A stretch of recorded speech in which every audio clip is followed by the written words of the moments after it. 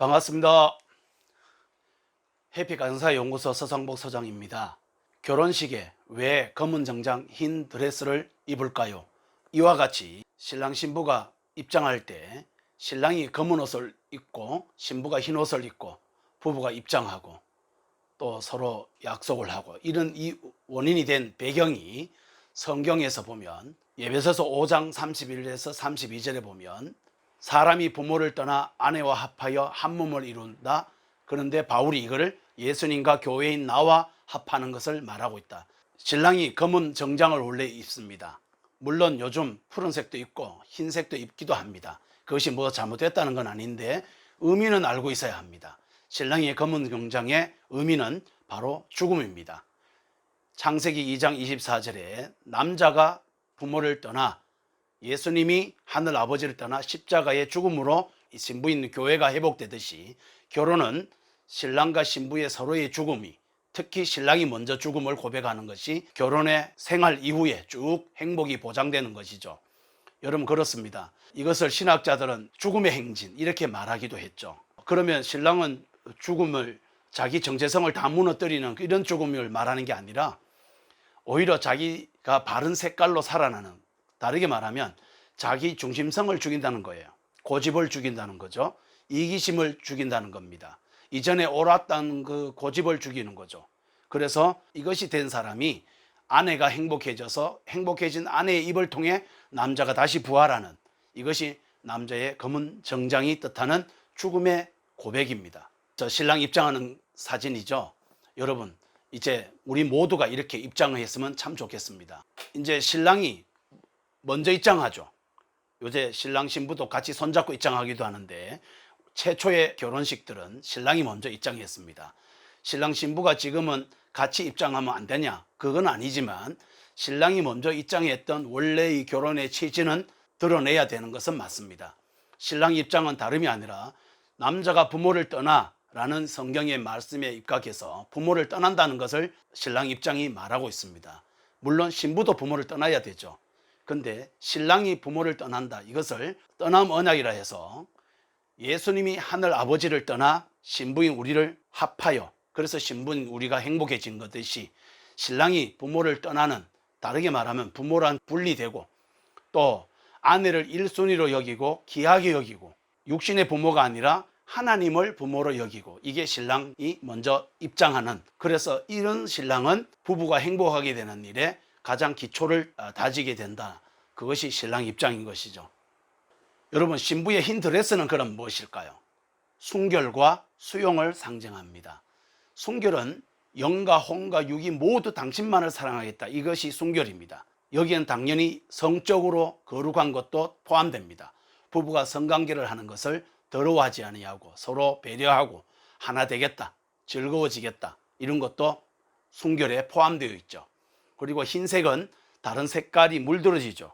그래서 남편인 당신의 모든 것들을 내가 받아들이겠다, 수용하겠다, 그리고 칭찬하겠다, 존경하겠다, 인정하겠다, 이것을 드러냅니다. 이것은 마치 교회가 예수님을 순종하고 복종하는 것을 말하고 있는데, 물론 신랑도 신부를 그렇게 해야 되는데 신부가 그것을 먼저 고백하는 것 뿐입니다. 신랑 신부가 서로 피차 복종하고 수용한다는 것을 의미하는 것이죠. 다음에는 결혼식에는 보면 레드카펫이 있습니다. 지금 레드카펫 안 하고 유리 위를 지나가기도 하고 잔디 위로 입장하기도 합니다. 그것이 뭐 잘못됐다 이런 게 아니라 원래 거기 가운데 입장하게 된 최초의 결혼식에 보면 붉은 천을 깔았습니다. 교회에서도 옛날 교회들은 깔아놨죠. 그 레드카펫은 다른 게 아니라 십자가 보혈을 상징합니다. 에베소서 5장 31에서 33절에 보면 사람이 부모를 떠나 아내와 합하여 한 육체를 이루라, 이럴 때 합한다, 이것이 예수님이 십자가를 짐으로 말미암아 성령을 부어서 성령의 힘으로 하나 되었다, 이것을 예수님을 통해서 나타내는 레드카펫, 십자가 보혈이 남자 여자가 남남이지 않습니까? 어떻게 하나가 되겠습니까? 레드카펫을 두 사람이 십자가 보혈로 지나가줘야 예수님과 내가 하나 되듯이 부부가 서로 하나 된다는 것이 바로 레드카펫입니다. 비록 파란색 카펫이든 유리 카펫이든 잔디를 지나가든 그런 뜻이라는 것을 알아야 결혼 생활이 십자가 안에서 둘이가 서로 순종하며 하나가 온전히 되어 간다는 것은 틀림없는 것이죠. 다음에는 결혼 반지입니다. 약혼 반지도 포함되죠. 그런데 이 결혼과 약혼 반지가 영원성과 헌신을 상징합니다. 영원성이라는 말은 예수님과 내가 하나 되는 것을 이 결혼식에서 드러냄으로 말미암아 영원히 천국의 그 복이 우리 두 사람의 결혼 생활에도 나타나겠다. 그것이 이 반지 속에 들어가 있는 영원성입니다. 링으로 원으로 되어 있기 때문에 시작과 끝이 없음으로 말미암아 예수님과 내가 영원히 하나 되는 그 결혼이 남녀가 하는 우리 결혼 속에 드러날 때 우리 결혼이 거룩해지고 온전한 하나가 이루어지는 것을 약속한다. 이게 링입니다. 또 링은 반드시 상대의 손가락에 맞춰주죠. 돈이 많다고 상대 손가락보다 훨씬 더 큰 거 할 수 없고, 돈이 적다고 상대 손가락보다 작게도 할 수 없지 않습니까? 그러니까 상대 입장에 배려해 준다, 성숙해서 훈련한다, 이렇게 상대를 위해 헌신해주고 일방적으로 맞춰주는 것을 약속하는 것이 반지입니다. 신부 입장도 여러분 기억하십니까? 신부 입장하면 뭘 하죠? 신부가 신부 아버지의 손을 잡고 입장하죠. 그리고 신랑 손으로 이렇게 손을 넘겨주죠. 이것은 부모가 자녀들을 주관하지 않고 이제 배우자가 서로를 주관하도록 간섭하지 않고 분리해 주겠다. 쉽게 얘기하면 자녀가 부모를 떠나려면 부모가 자녀를 떠나보내야 떠나죠. 그런 점에서 양쪽 부모가 이 두 자녀를 떠나보낸다는 것을 대표로 신부 아버지가 신부 손을 신랑에게 넘겨주는 요 의식으로 양쪽 부모가 이 두 사람의 결혼에 주장하지 않고 집착하지도 않으며 두 사람 각자가 독립해서 잘 살도록 간섭하지 않겠다, 주장하지 않겠다. 그렇게 되므로 두 사람이 결혼 생활이 어려움이 안 생기도록 한다. 이것이 결혼식에 스며 있는 뜻이라고 합니다.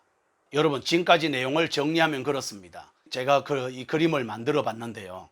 여러분 보이십니까? 신랑이 검은 옷을 입고 있는 것은 내가 아내를 위해 죽겠다. 그리고 신부가 흰 옷을 입는 것은 수용과 순결을, 그리고 남편의 말을 잘 따르겠다. 이거는 물론 신랑도 신부를 그렇게 하겠다는 것을 대표성으로 하는 것입니다. 그리고 레드카펫이 보이십니까?